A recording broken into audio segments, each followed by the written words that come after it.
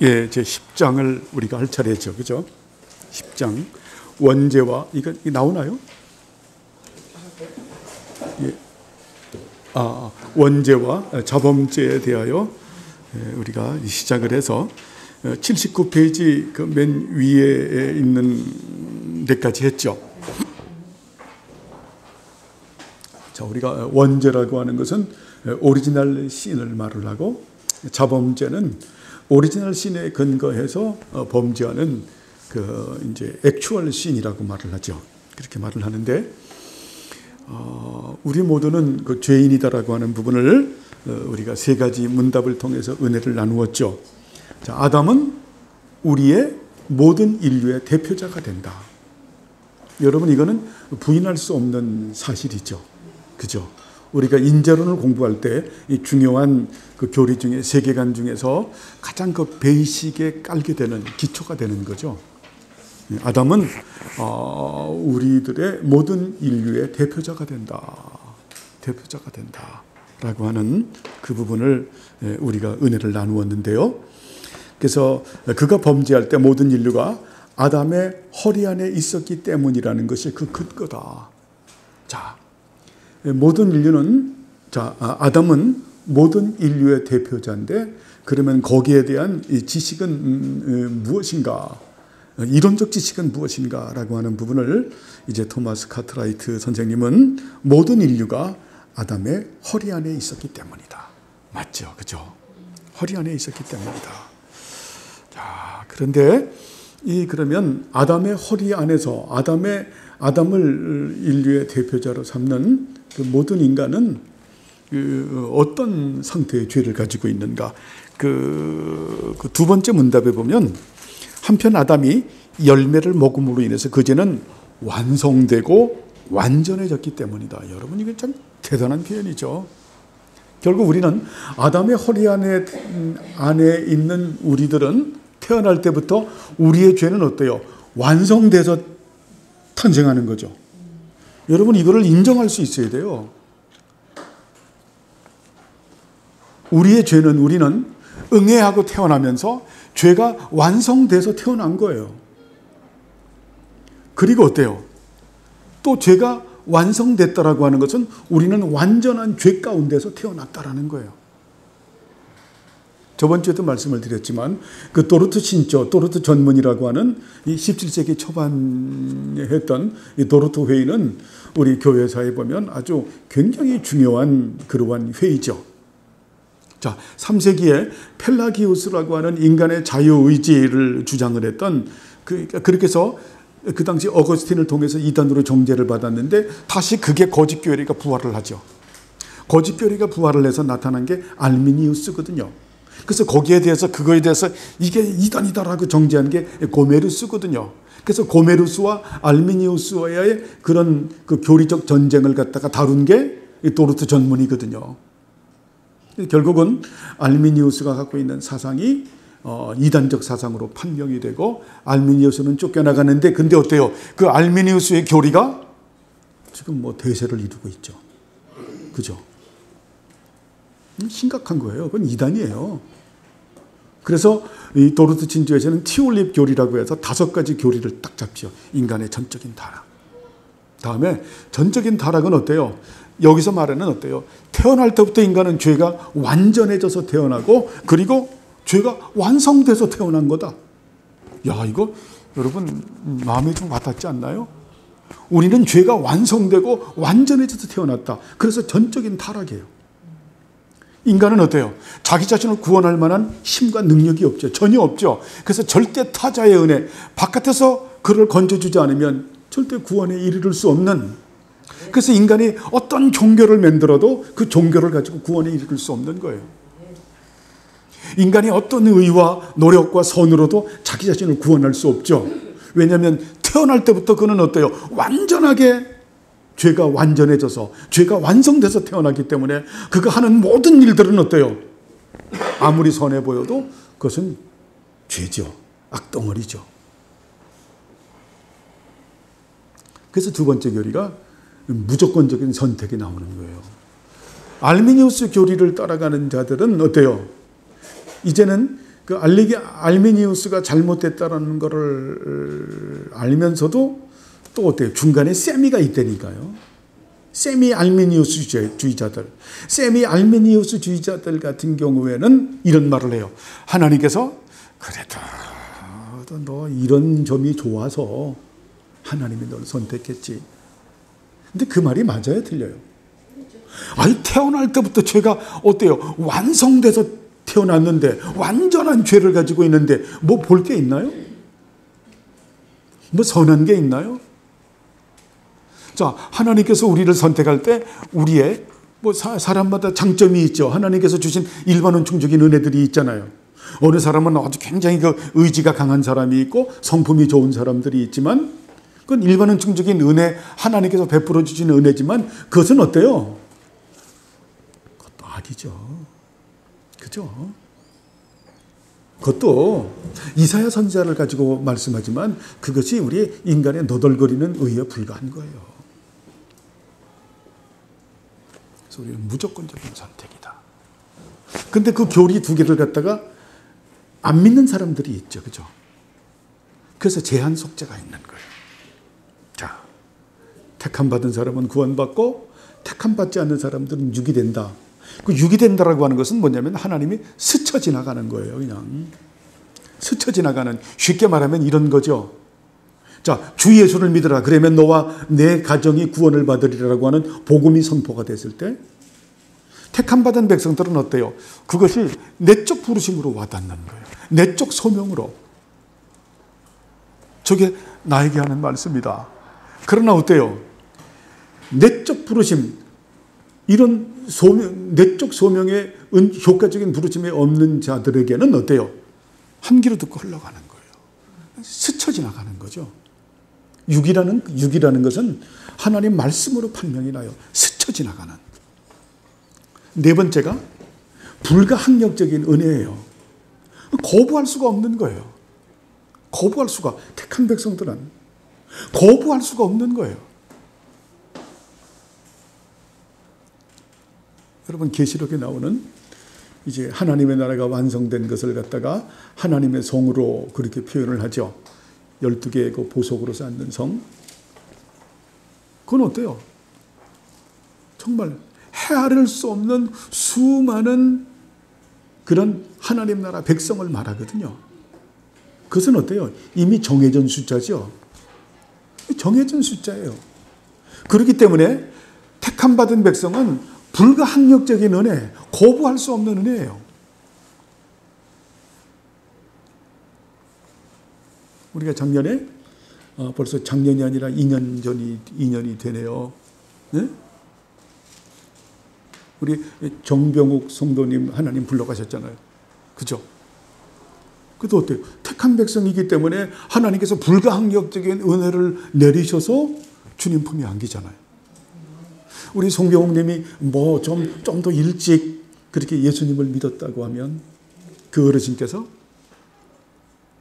좀 우리 이점순 어머님하고 손 붙잡고 좀 왔던 그런 좋은 시간이 있었을 텐데 그런 아쉬움이 있죠. 그래도 어때요? 하나님의 불가항력적인 은혜로 인하여 예수 그리스도를 주님으로 영접하고 천국에 들어가신 신부는 지금 우리보다 뛰어나죠. 그렇죠? 이미 완성해서 거기 들어가셨으니까. 뭐 거긴 저희 아버님도 계시겠지만 불가항력적인 은혜죠. 이건 그 사람의 성품하고 그 사람 아무 상관이 없는 거예요. 아무 상관이 없는. 여러분, 우리가 70년대인가요? 80년대에 그 살인마 하면 대표가 고재봉이에요. 도끼를 가지고 예? 그렇게 살해했던, 그죠? 예? 그렇죠. 80년대죠. 80년대 잡지가 뭐냐면 살인마 하면 고재봉이에요. 근데 고재봉은 어때요? 택한 백성이라니까요. 그래서 마지막 그가 어때요? 예수님 영접하고 정말 하나님 품에 안기는 그 불가항력적인 은혜, 거부할 수 없는 그 은혜가 있어지죠. 그리고 마지막에 뭡니까? 성도의 견인결이 절대 하나님이 우리를 놓지 않는다. 꽉 붙들고 계신다. 이런 5대 교리를 이게 그 도르트 신조에서 이렇게 발표를 하거든요. 그래서 이 전적인 타락을 가지고 여러분에게 응용해서 말한 거예요. 우리는 전적으로 타락했고, 전적으로 부패하고, 전적으로 무능력하고, 전적으로 무지한 존재다. 여러분, 이거를 모르면 우리가 섭리의 질서를 따라서 살아갈 수가 없어요. 하나님께서 우리에게 허락하지 않는 부분은 우리는 용인할 필요가 있죠. 그렇죠? 왜? 하나님께서 허락하셔서 그 일이 된 거기 때문에. 그렇죠? 나라간의 그 정치적인 문제, 지금 어때요? 러시아와 우크라이나와의 그 전쟁의 문제들. 그렇죠?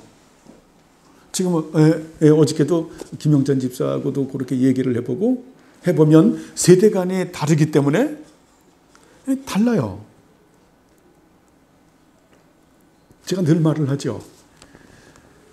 하나님께서 용인하지 않는 부분에 대해서는 우리가 특별히 뭐 정치적인 문제를 비롯해서 경제적인 우리가 어떻게 할 수 있는 게 없잖아요. 그냥 우리에게 주어진 삶을 성실하게 우리는 살 뿐이지. 그죠? 이런 부분에서 우리는 선과 악은 우리가 구분해야 된다.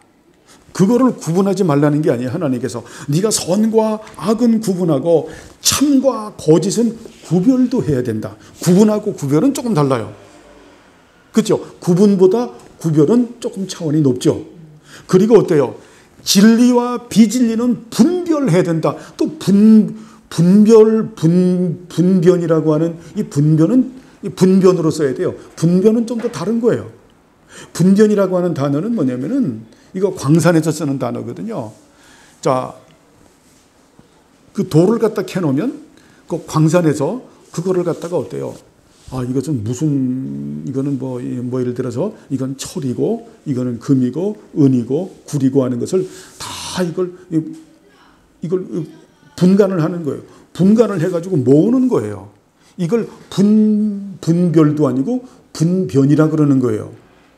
그러니까 굉장히 어때요? 이 사람은 사색이 뛰어난 거죠. 그러면서도 어때요? 그러면서 하나님의 절대적인 선에 맡기는 거죠. 토부에. 절대적인 선, 완전한 선, 무오한 선, 불변한 선, 영원한 선이죠. 우리가 아는 것은 상당히 제한적인 거예요, 여러분. 그러니까 좀 죄송스러운 얘기지만 우리가 저를 비롯해서 우리가 아는 척을 하면 안 돼요. 흔히 우리 김영찬 형제 이제 얘기 많이 하니까 해서 뭐 이승만 박사의 그 뭐 비리를 얘기하면서 원래 깽단이었고 막 쫙 하면서 그냥 아주 그냥 줄줄줄 깨요, 저 세대가. 그러면 저는 그래 들으면서 그래요. 또 다른 세대 보면 이승만 대통령에 대해 막 그렇게 올리고 막 그냥 다 하는데 그러면 전 또 그쪽 들으면 그래요. 그래요. 양쪽을 다 들어주죠. 예? 그런데 제가 그렇게 그들을 수용할 수 있는 이유가 있어요. 하나님의 절대적인 선 때문에, 완전한 선 때문에, 무한 선 때문에, 불변한 선 때문에. 그러나 선과 악은 분명히 구분하고, 예? 그죠? 우리가 진리와 비진리 분명히 구별을 해요. 근데 잊지 말아야 될 것은 우리가 아는 것은 대단히 현상적이고 역사의 현상에 나타난 어떠한 부분들을 보고 평가하는 거예요. 하나님의 절대선을 믿습니다. 하나님은 정말 우리는 이 세상은 불가한 신비로 가득 차 있습니다. 그래서 우리는 무지한 거예요, 사실은. 예? 하나님의 생각과 우리의 생각이 전혀 다른 거예요. 내 길이 다르고 내 길이 전혀 다르다. 여러분 이걸 알아야 돼요. 이걸 알아야 우리가 싸움을 안 해. 이기려고도 안 해. 다투려고도 안 해. 지적질하려고도 안 해. 뜯어고치려고도 하지 않아요. 그리고 어때요? 지나치게 염려와 걱정도 안 해요. 단지 성령님을 따라 말씀을 따라 하나님의 나라 속에서 예수 그리스도의 몸된 교회 안에서 날마다 주신 삶을 성실하게 살아가는 거죠.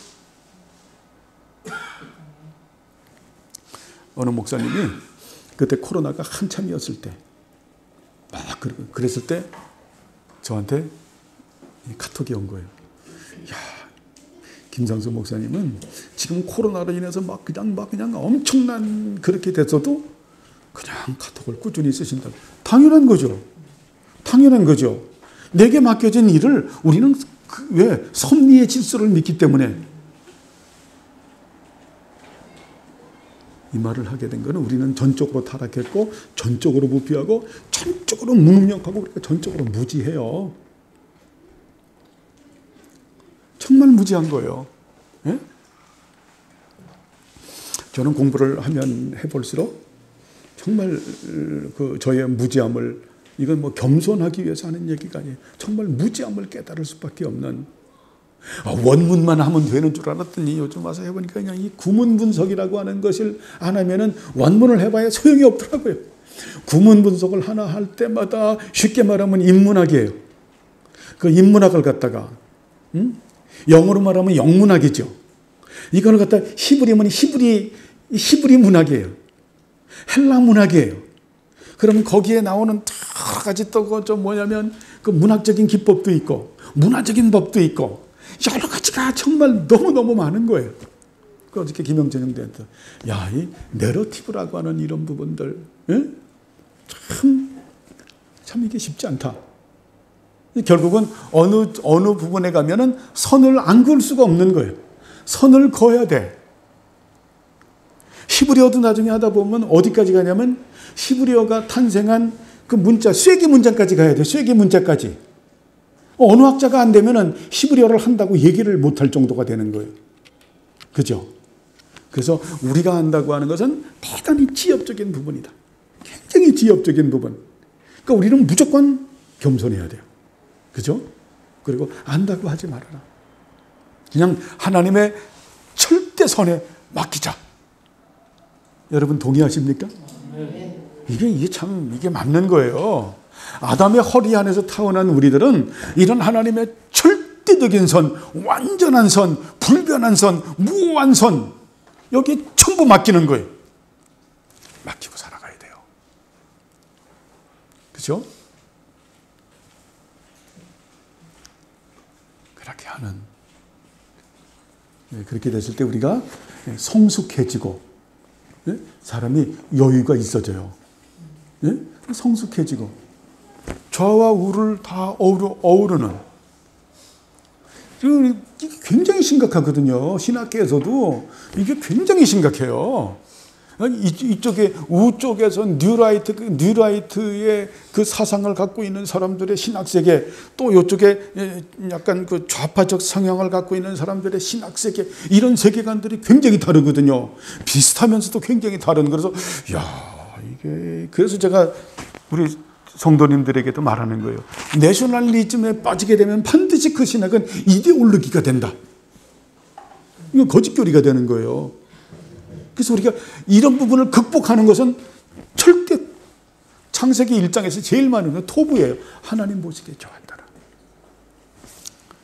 그래서 우리는 믿는 거죠. 그죠? 그죠? 여러분, 이 토부, 이게 여러분에게 말했죠? 착하고 좋고, 그런 뜻이에요. 착하고 좋다.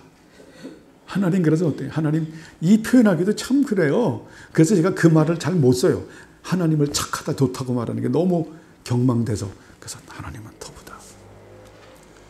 절대적으로 하나님 보시기에 다 좋으신 거예요. 하나님 보시기에 좋으셨더라. 좋으셨더라. 좋으셨더라. 무지한 우리들이 할 수 있는 것은 그것밖에 없다. 아시겠죠? 할 수 있는 게 그것밖에 없다. 그렇게 됐을 때 우리는 어때요? 성숙해진다. 그리고 여유가 있어져요. 여유가 있어져요. 그리고 견해가 다르신 분들도 어때요? 품을 수가 있어요. 품어갈 수가 있어요. 품어가면서 늘 말씀드리는 하나님의 그런 선하심에 대해서 말할 수가 있죠. 제가 말한 은혜의 큰 우산 아래, 그걸 어떻게 썼는지, 그 표현을 왜 했는지 알죠? 하나님 보좌에 보면 무지개로 다 구속 언약과 보존 언약으로 되어 있잖아요. 하나님 나라 완성을 표현하는 거거든요. 그래서 우리는 그 은혜의 우산 아래 딱 있다. 그래서 어때요? 보좌에서 정말 은혜의 강이 흐르는, 그 앞에 수정 같은 유리바다가 있는 하나님의 의로움과 십자가의 대속사역의 은총과, 그리고 어때요? 거룩과 성결이라는 그 은혜가 우리에게 있는, 그렇죠? 이런 거를 우리가 할 때마다 너무 감사하죠. 참 아담의 우리가 허리 안에 있음에도 불구하고 이제 그 원래는 두 번째 아담이라고 이렇게 표현하는데, 성경에 두 번째 아담하면 오해하면 세 번째 아담을 기다릴까봐 저는 마지막 아담이라는 표현을 제가 쓰는데요. 정말 마지막 아담인 예수 그리스도 안에서 우리는 어때요? 보라 새 것이 되었도다. 새로운 피조물이 된, 우리의 본질이 완전히 변한 우리들이죠. 이런 은혜 주심을 감사하고 여러분 정말 그렇게 살아가는 우리들이 되길 바랍니다. 자, 그리고 문제에 들어가죠. 이 근거는 이 질문만큼이나 불확실한 것으로 보인다라고 말을 합니다. 그러니까 아담의 허리 안에 있다라고 하는 것을 사람들이 불확실한 것으로 생각한다라는 거예요. 읽어보시죠.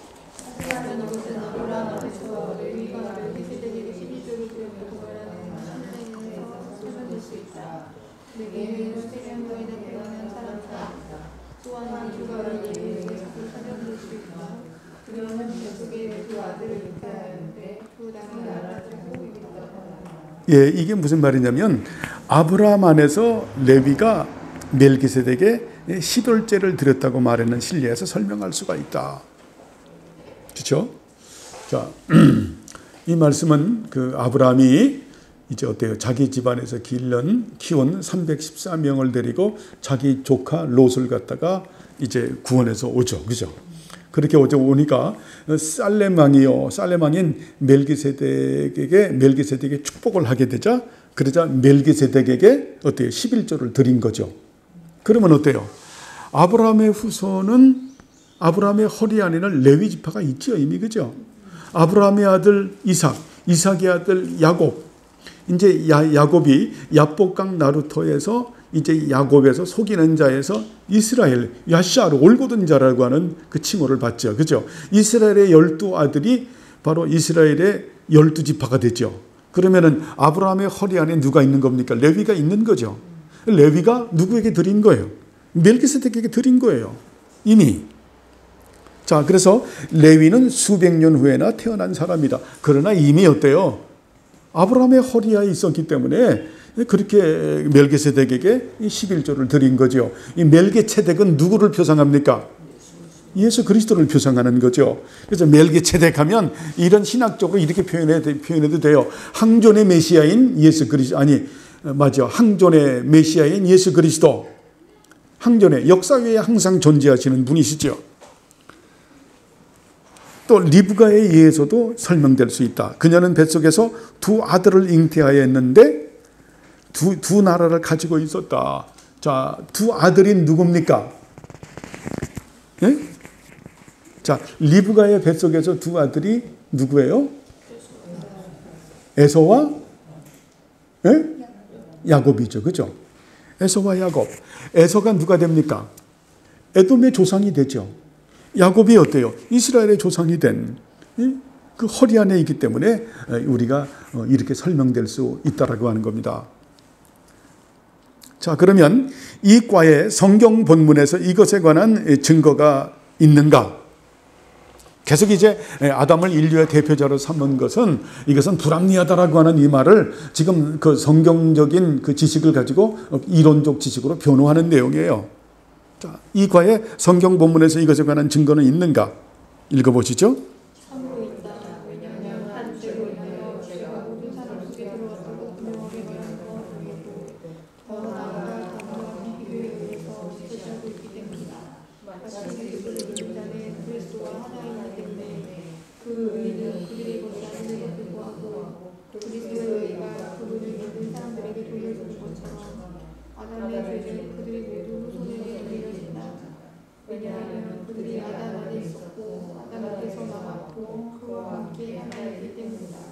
이게 뭡니까? 전가 교리를 지금 얘기하는 거죠. 전가한다.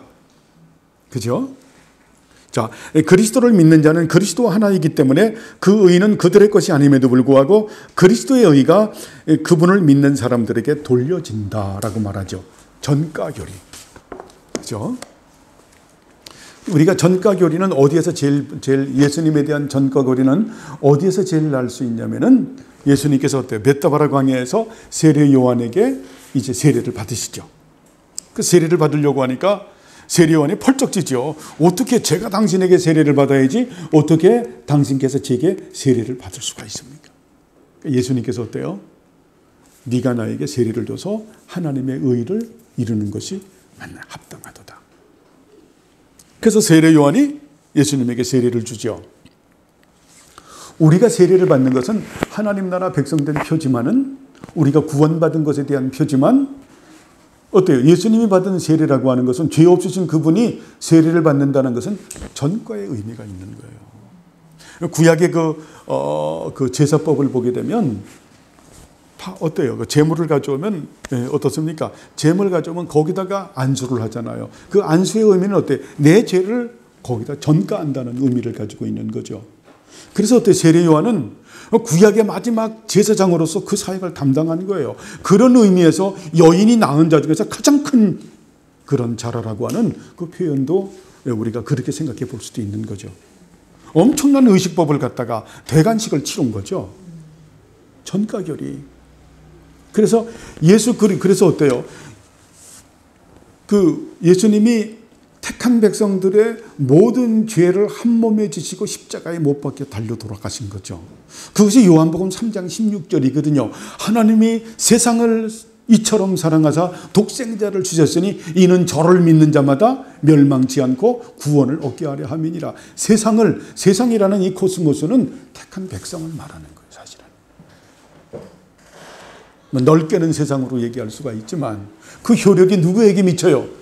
택한 백성들에게 미치고 또 어때요? 예수 믿지 않는 사람들에게는 그것이 뭡니까? 심판으로 미치는 거죠. 그래서 엄밀히 말하면 세상은 택한 백성을 말하는 거예요. 그래서 예수 그리스도 안에 있는 우리들은 하나님의 의를 우리가 전가받은 거죠. 그죠? 아담 안에 있는 자들도 어때요? 아담에게 전가받은 거다. 그래서 그리스도인은 여러분 신인류가 되는 거예요. 새로운 인류가 되는 거예요. 새로운 인류, 신인류.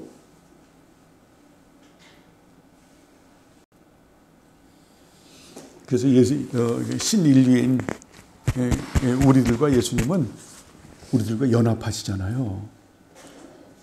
그래서 제가 그런 표현을 쓴 겁니다. 좀 더 리얼한 표현을 쓰기 위해서 예수님께서 신성의 편재성으로, 그게 뭡니까? 성령이죠.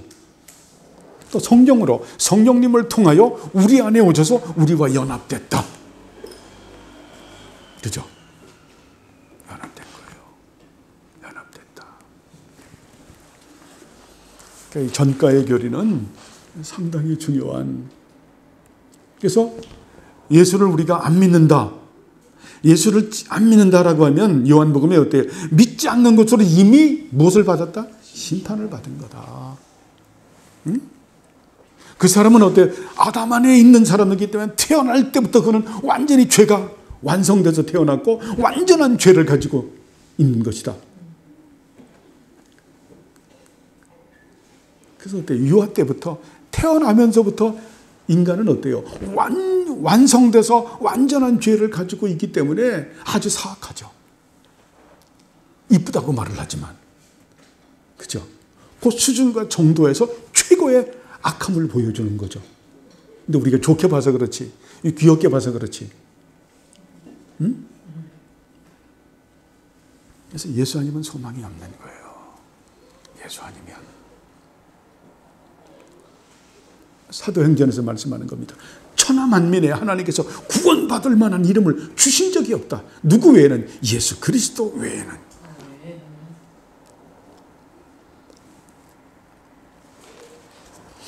자, 다음입니다.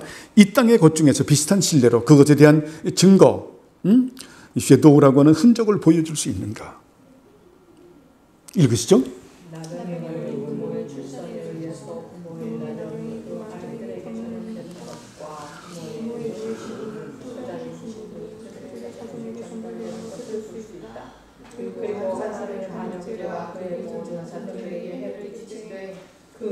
그와 동정심으로 그 죄를 사해 주는 것을 기뻐할 때까지 해악을 하는 것을 볼 수 있다. 예, 요거는 그 17세기 시대 때에 갖고 있는 그 시대의 상을 가지고 해석하는 거죠. 그죠? 그 시대의 문화, 그 시대의 역사를 가지고. 자, 나병에 걸린 부모의 출신에 의해서 부모의 나병이 그 아이들에게 이미 전염되는 것. 전가를 이런 식으로 표현을 하죠. 그죠? 부모가 어때 노예면 그 자손도 노예가 되는, 뭐 우리나라도 그런 적이 있죠. 그죠? 그런. 한 사람의 반역죄가 그 일족을 멸하는, 그래서 죄가 전가가 되는 그런 부분들. 이 전가의 교리라고 하는 것은 지금 그 토마스 카트라이트 선생님이 그 시대의 상을 가지고 설명하듯이 그렇게 우리가 볼 수 있다라는 거예요. 자, 그 다음 페이지입니다. 그렇다면 그것은 우리의 마지막 부모, 지금 현재 나를 낳아준 부모를 뜻하는 것임. 자, 마지막 부모의 출산으로 인해서 우리가 첫째 부모의 범죄에 참여자가 되어야 한다는 것을 보여주는 것인가?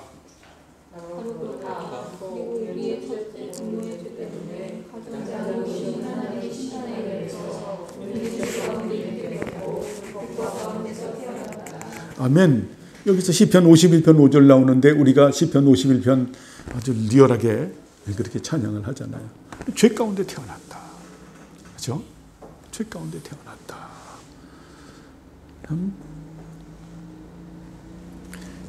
넘어가겠습니다. 모든 사람이 그 가운데서 잉태되었다는 점에서 당신은 선천적인 죄를 무엇이라고 부르는가?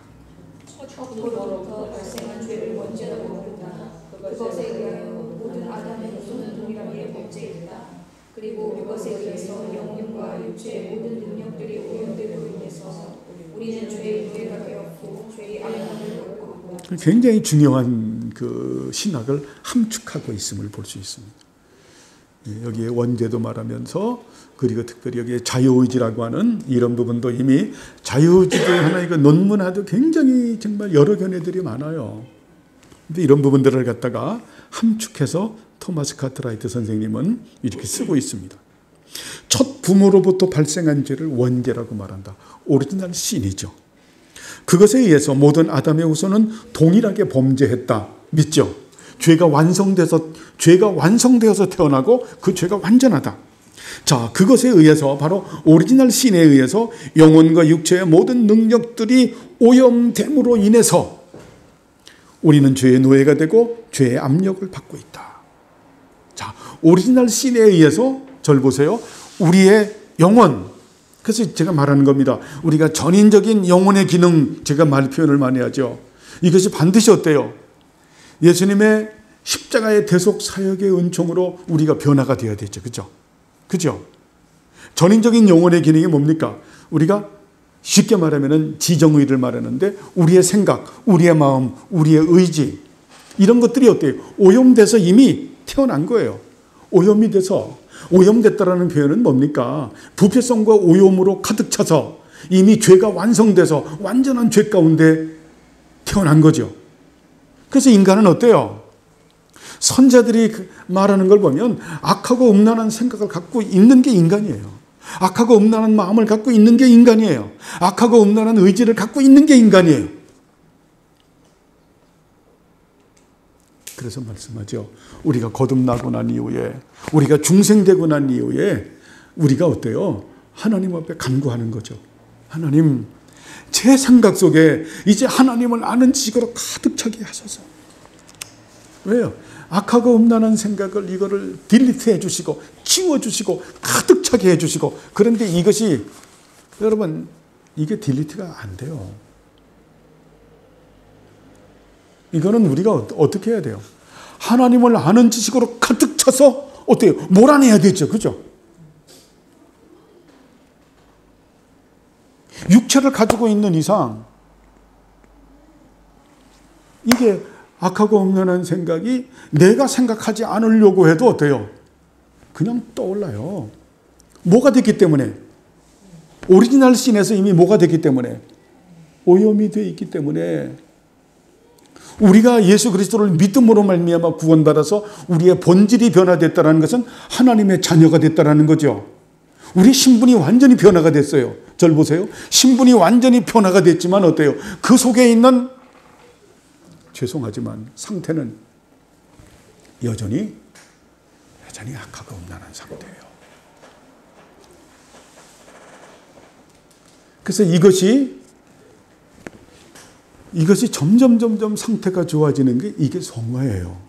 성화는 그래서 뭡니까? 성화는 sanctification이라고 하는 것은 쉽게 말하면 내가 이제는 예수 믿었으니까 나 주님 닮아갈래. 이제 그런 거 싫어하는 거죠. 이 거룩에 대한 열정을 갖게 되고 거룩에 대한 열정의 능력을 주시는 분이 누굽니까? 성령님이죠. 그래서 성령님께서 성화의 영이신 거예요. 자, 성령님을 그러면 결국 어때요? 이 성화는 결국 거룩이죠. 거룩을 우리가 버린다고 하면 누구를 버리는 겁니까? 성령님을 버리는 거죠. 성령님을 버린다고 하는 것은 하나님의 영이요 예수님의 영인 하나님께서 보내시고 예수님이 보내신 성령님을 버리기 때문에 하나님을 버리는 게 되는 거예요.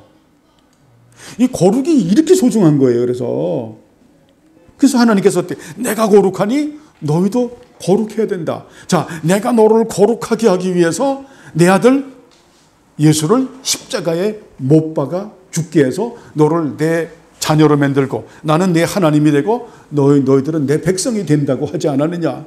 그리고 난 너희들에게 내가 성령을 보내서 너희들에게 거룩의 열정을 주고 그리고 거룩의 능력을 준다. 그리고 거룩하기 위해서는 말씀에 순종해서 살아야 한다라는 거예요. 맞죠? 그죠? 그래서 어때요? 그런 우리들은 이러한 진리를 아는 우리들은 어때요? 구원이라고 하는 것은 노력과 참여와 책임이죠. 우리가 하나님 나라 백성으로서 우리 자신을 책임질 줄 알아야 되죠. 그게 약간 세미알미니안주의는 뭐냐면은 자기가 애쓰고 힘쓰고 노력해서 구원받는 게 세미알미니안주의예요. 빌립보서에 보면 그 알미니안주의자들이 그 빌립보서 2장 16절인가 12절인가 그 말씀을 가지고 많이 주장을 하잖아요. 알미니안주의라고 하는 건 뭐냐면은 자기에게 구원받을 만한 구원받을 만한 의의가 조금이라도 있다고 생각하는 거예요. 우리는 전적으로 타락한, 그래서 뭐냐면 전적으로 타락한 우리들은 구원받을 만한 그런 것이 없죠. 아까 태어나면서부터 우리는 죄가 완성이 됐어요. 태어나면서부터 완전한 죄를 가지고 있어요. 우리는 전적으로 타락한 존재예요. 그런 노력과 이런 것들을 하는 것도 그 안에 하나님이 계시니까. 그렇게 보면은 이제 뭐가 되냐면은 그렇게 되면 세미 알미니안주의가 되는 거예요. 지금은 성화를 얘기하는 거예요. 그래서 반드시 우리가 뭘 봐야 되냐면은 구원의 서정을 봐야 되죠. 9가지 구원의 서정은 중요하거든요. 쉽게 말하면 소명, 하나님 부르심이 있어요. 다음에 중생이 있어요. 다음에 회심이 있어요. 그 다음에 믿음이 있죠. 믿음을 보고 칭의가 있어요. 칭의다면 반드시 성화가 있는 거야. 성화가 있으면은 그 다음에는 성도의 견인이 있고 영화로움이 있는데 그 칭의와 성화는 붙어 있어요. 그리고 소명부터 영화로움은 사실 붙어 있는 거예요. 이걸 떼면 절대 안 되는 거예요. 자, 반복음주의자들이 어떤 부분들을 가지고 도덕열 폐기론자들이 지금 구원파를 비롯해 가지고 이런 자들의 문제가 뭐냐면 내가 예수 그리스도를 믿음으로 말미암아 구원받았으니까 나는 내 마음대로 살아도 된다. 그게 아니고 여기서 이제 구원을 하나님께서 네, 선물을 줬어요.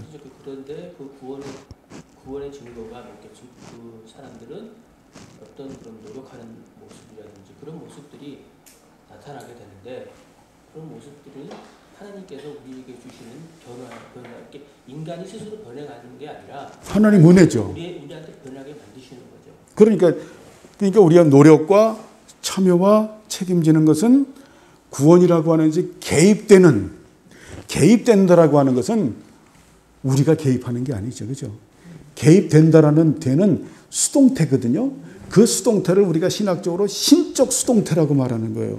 우리의 의지가 이민정 집사님 말씀대로 우리의 의지와 노력으로 그렇게 노력을 하고 참여하고 책임지는 것이 아니에요. 여기서 개입된다라고 하는 이 표현을 쓴 것은, 그래서 제가 이제 이런 얘기하면 힘들까봐, 그게 수동태 표현인데 그 수동태는 신학적으로 신적 수동태라는 거예요. 신적 수동태라고 하는 것은 하나님으로부터 우리에게 주어지는 거다. 우리의 능동적인 것이 아니다. 개입되는 아주 신비스러운 연합이라는 거예요. 다이나믹이라는 거예요. 이거를 지금 이민정 선생님이 말하고 싶은 거예요. 저랑 같은 얘기예요. 같은 얘기인데 이제 같은 얘기인데 이제 어느 부분이 좀 그런 게 말씀하신 게 빌립보서 2장 5절에서 마지막까지가 오늘 예배 볼 때도 목사님 마지막에 그 말씀을 읽으셨잖아요. 그러니까 너희는 내 안에 거하라는 말씀이 있고 그 말씀대로 살아가는 사람들이 깨우쳐서 하나님의 뜻이 이렇다는 것을 가르쳐주는 절이라고 나는 생각을 해요. 근데 지금까지 신앙생활을 해왔던 사람들이 지금 말씀하시는 그 말씀을 이해하기가 굉장히 어려워요. 그러니까 쉽게 말하면은 지금 이거예요. 우리가 예수 그리스도를 믿음으로 말미암아 우리가 구원받았잖아요. 그죠? 이건 칭의의 은총, 그리고 이게 전가된 의죠. 그죠? 전가된 의를 가지고 있는 사람들은, 칭의의 은총을 갖고 있는 사람들은 반드시 성화되는 삶을 살게 해요. 이게 하나님 은혜예요. 성화되는 삶을 살게 하는데, 이 성화라고 하는 단어는 이 거룩에 대한 열정이 우리에게 생겨지게 돼요. 그리고 거룩에 대한 능력을 성령님이 주시는데, 이걸 전부 표현하는 게 우리가 성경 원문을 보면 전부 수동태를 써요. 수동태를 쓸 때는 우리가 신학적으로 신학자들만 쓰는 용어가, 이걸 신적 수동태라는 표현을 써요. 신적 수동태. 이것은 어때요? 하나님으로부터 우리에게 주어진 은혜다. 그렇게 해서 이제 제 말을 끝까지 안 들어서 그러는데, 이제 마지막 이제 끝까지 제가 말씀을 드리면, 그렇게 해서 우리가 거룩에 대한 삶을 살게 되죠. 그리고 난 다음에는 전부 포괄적으로 뭐라고 말하냐면, 이게 전적인 하나님 은혜예요. 우리에게 주어진 게 아무것도 없는 거예요. 자, 그런데 여기에는 구원이라고 하는 데는 아주 노력과 참여와 책임이라고 하는 것이 개입되는, 신적 수동태가 개입되는, 아주, 그래서 그 다음에 쓰는 용어가 제가 신비한, 그래서 뭘 이걸 어떻게 표현할까? 그래서 다이나믹이다, 연합이다라는 표현을 쓰는 거예요. 이게 구원받은 사람들은 이게 뭔 줄을 아는 거예요. 여러분 어때요? 예수 믿고 난 다음에 여전히 우리가 죄 가운데 있지만은, 우리 이민정 집사님 성경 공부하고 싶어지게 되고, 그죠? 기도하고 싶어지게 되고, 하나님 더 알고 싶어지게 되고, 그런 거 있잖아요. 그죠? 교회도 받들어 섬기고 세워나가고 싶고, 선한 일 하고 착한 일 하고 싶고. 예? 우리 주영이가 오면서 그런 얘기를 해요. 어느 이름도 모르겠어요. 피터 어떤 분인데, 미국에 오는 사람인데, 디자인 웹을 해서, 저도 디자인 웹을 해가지고 했는데, 장님들을, 눈먼 사람들, 귀머거리를 갖다가 1000명을 갖다가 귀를 뜨게 해주고, 한 사람 앞에 10,000불씩을 줬다 그래요. 그래서 그런 훌륭한 위대한 사람이 있다고. 그러면서 자기도 그런 위대한 사람이 되고 싶다고 그래서 했죠. 그러면 주영이는 이 다음에 그런 위대한 사람이 돼서, 그런 것도 하지만은 이제 개척교회 하는 목사님들 한 1000명씩을 갖다가 네가 생활비를 대줘라. 그럼 할아버지 얼마, 한 사람 앞에 100만 원씩 대줘서 교회가 자립되면 또 다른 분에서, 그러면 내가 엄청난 부자가 되어야 되겠네요. 그것도 예수 믿으니까 뭔가 선한 일을 하고 싶어하는 거룩한 열망이 생기는 거예요. 그게 누가 주는 건가? 신적 수동태인 거예요. 그리고 이제 그걸 갖다가, 그 열망을 갖다 이루려고 하면 어때? 능력을 주시죠. 그리고 기도하게 하시고, 그 아이가 그 꿈을 향해서 전진하게 하시죠. 그죠? 그리고 다 이루었다고 하면 그 아이가 어떤 고백을 해야 돼요? 이것은 반은 하나님의 은혜고 반은 내 노력이라 그래요? 그게 알미니언주의자죠. 그죠? 그게 비진리죠. 이 모든 것은 하나님의 은혜라. 나의 나된 것은 하나님의 은혜라라고 말을 하죠. 그 나의 나된 것은 하나님의 은혜인데 그 안에는 어때요? 노력과 참여와 책임이라고 하는 것이 개입되는, 이것이 어때요? 이 개입되는 이게 신비한 다이나믹이 있는 거예요. 왜 제가 이런 말을 드리냐면, 이거 82년도에 합신을 들어가서 교수가 봤는데요. 학생이 이 꼴통이 하나 있는 거예요. 진짜 그 학생은 꼴통이에요. 제가 봐도. 교수한테 대드는 거예요. 하나님께서 저에게 은혜를 주셔야 제가 기도도 하고, 그 은혜를 주셔야 내가 할 거 아닙니까? 은혜 안 주시면 난 아무것도 못합니다. 근데 교수가 어이가 없는 거예요. 너 그렇게 하면, 근데 교수도 조금 지혜롭게 좀 얘기를, 잘난 척 하는 걸까 봐 얘기 못 하는데, 좀 이런 얘기를 해줬으면 얼마나 좋아요. 구원이라고 하는 것은 정말 우리가 노력하고 참여하고 책임지는, 이런 책임지는 것을 개입시키는 신비한 연합이다. 그것이 사실은 여호수아거든요. 예? 여호수아 말씀이 가나안 정복 아닙니까? 우리가 가나안 정복 이야기 나오지만 하나님 하시잖아요. 그런데 누가 해야 돼요? 여호수아라고 하는 단어가 뭡니까? 예수 그리스도지요. 주님이 하시지요. 근데 누가 해야 돼요? 주님이 하시는데 누가 해야 돼요? 또 우리가 해야죠. 그죠? 근데 그 일을 이루시는 분은 누구예요? 주님이죠. 우리는 참여되는 거죠. 하나님의 거룩한 이 설계, 프레임워크를 실행하고 성취하고 완성하시는 분은 예수 그리스도죠. 그래서 예수 그리스도, 그분은 여호와의 종이요 인자이신 예수 그리스도는 하나님의 영광을 위해서 작정하고 예정되고 기업이 된 거죠. 우리는 예수 그리스도 안에서 작정되고 예정되고 기업된 우리들은 어때요? 거기에 참여되는 것이 이게 영생이죠. 거룩한 사귐과 다스림에 참여되는 것, 이게 영생이거든요. 이게 영원한 상급이에요. 예? 그래서 우리가 다 이루었다고 해도 거기에 어때요? 우리가 애쓰고 힘쓰고 노력했다고 해도 우리는 어때요? 절대적인 선에 이르지 못하기 때문에 예수님의 십자가의 대속사역의 은총에 우리가 어때요? 정말 이르지 못하기 때문에 오페일레마, 나는 무식한 종으로 고백을 해라. 아시겠죠? 쉽게 말해서 감리교 알미니안주의에서 말하는 거하고 완전히 다른 거예요. 알미니안주의에서 말하는 건 뭐냐면은 이런 거예요. 자, 펠라기우스부터 얘기를 한다고 하면 5분만 하고 마치겠어요. 펠라기우스는 뭐라고 말을 하냐면 펠라기우스의 자력 구원설을 말을 해요. 알미니안주의자들의 자력 구원설도 똑같아요. 근데 다음 주에 우리가 알미니안 살피고, 펠라기우스의 그 이단은 뭐냐면은 아담과 하와의 그 원죄를 이렇게 말을 해요. 우리가 아담과 하와를 본받지 않고 우리가 하나님 말씀에 근거해서 우리가 착하고 선하게 살면 우린 구원에 이를 수 있다. 여러분 어떻게 생각해요? 네? 그게 펠라기우스가 그 당시 말했던 자력 구원설이에요. 엄청난 내용이 있는데 아주 간단하게 요약하면 그거예요. 좋다. 나는 당신들이 말하는 나도 아담과 하와의 후손이지. 그러나 나는 아담과 하와가 이렇게 잘못했지만 나는 첫 조상 내 머리가 잘못한 것대로 내가 살아가지 않고 하나님 말씀대로 내가 살아가려고 애쓰고 힘쓰고 노력하면 나는 구원에 이를 수 있지 않겠는가? 이 자력 구원설이에요.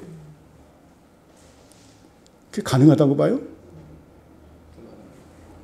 그게 이단인 거예요. 알미니안도 똑같은 거예요.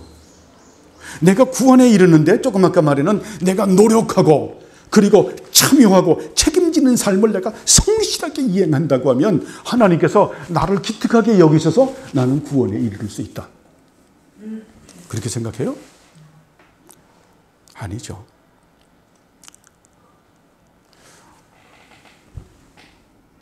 쉽게 말하면 우리 켈빈주의, 성경에 말하는 구원론에는 바로 그거 있는 신적 수동태가 있는 거예요.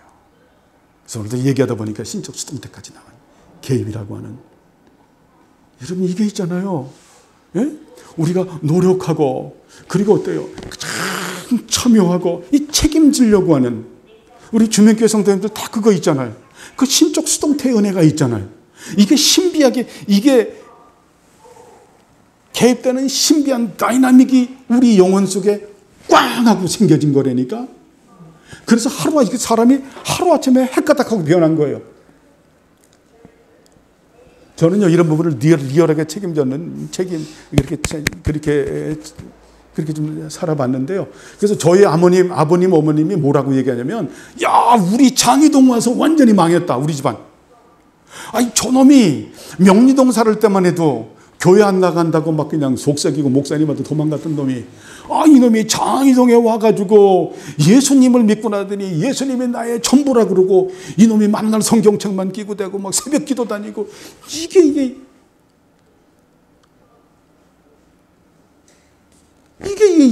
변해도 이렇게 변할 수가 있는가? 에? 저희 어머님, 아버님은 그냥 하나의 단순한 종교로 생각하거든요. 마음의 위안을 받고 더 나쁜 짓 안 하고 그냥 어떤 실존주의 철학 가운데서 그냥 선한 사람, 착한 사람 되기를 원했는데, 이것이 아니라 아니죠. 하나님 은혜죠, 그죠? 지금도 그래요. 지금도 애쓰고 힘쓰고 노력하는 이게 하나님 은혜예요. 여러분, 애쓰고 힘쓰고 노력 안 하고 어떻게 일들을 이룰 수가 있어요? 하나님께서 심은 대로 거두시는 분인데 애쓰고 힘쓰고 노력해야죠. 그리고 그분의 그 일에 참여가 돼야죠. 하나님 나라 그분이 그 프레임워크를 이루시는 분인데 또 그걸 우리가 우리 일처럼 어때요? 책임을 져야죠. 그죠? 책임지는 그 사람이 리더 아니에요. 그 사람이 그걸 끌고 가는 사람 아니에요. 근데 그 자체가 신적 수동태다. 이걸 성령께서 주시는 거다. 구원은 바로 그런 거다. 그게 진짜 구원이에요. 그래서 이 진짜 거짓 믿음이라고 하는 거는, 그래서 사도 바울이 우리가 그 성경에 보면 믿음과 행위가 없는 거예요. 그냥 믿는데 뭐가 없어요? 행위가 없는 거예요. 그래서 로마서는 반드시 야고보서를 깔고 얘기하는 거예요. 야고보서는 로마서를 깔고 얘기하는 거예요. 무슨 말인지 알죠? 두 개를 절대 대립시키면 안 되는 거예요. 로마서에서 믿음으로 말미암아 의롭다라고 하는 것은 반드시 행함이 뒤따르는 거고, 그리고 저기에서 야고보서에서 행함이 있어야 된다라고 말하는 것은 반드시 로마서 믿음으로 말미암아 의로워지는 것이 깔려 있는 거예요. 이 두 개가 동전 양면과 같은 거예요. 그래서 구원에는 전적인 하나님의 은혜로 말미암아 구원받은 그 구원에는 우리가 노력과 참여와 책임이라고 하는 것이 정말 개입되는 신적 수동태인 신비한, 이게 이성으로 해석이 안 되는 거예요. 신비한 다이나믹이다. 그죠?